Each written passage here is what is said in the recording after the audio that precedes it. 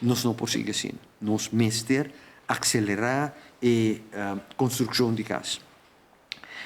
E dentro do processo de renovar a forma de donar terreno, a forma de trabalhar casa, nós decidimos que o nosso governo vai fazer o que nunca faz.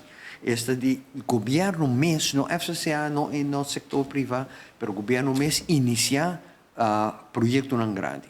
Onde não está projeto de Burubundo, botar que para draft aí arriba e buscando outra área, nós também cai entre outros tem um par mais, entre outros, Cerro Colorado.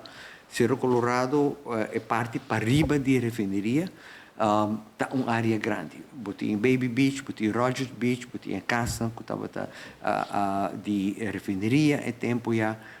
Nós também vamos render o terreno. Vamos onde por construir, onde não por. Então, nós também estamos bezig te check.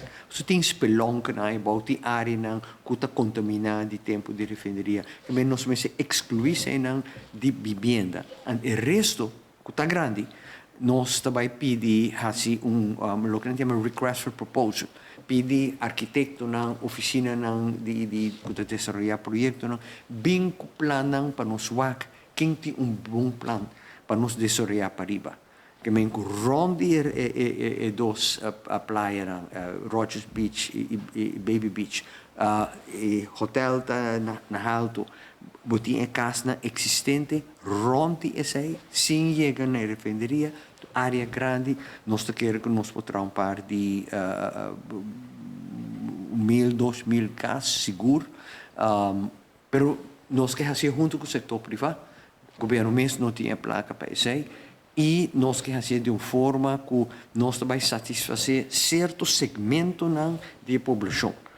Mas recorda que arriba tem rompimento de salpeter, que vem com manutenção de casa também requer roupa mais.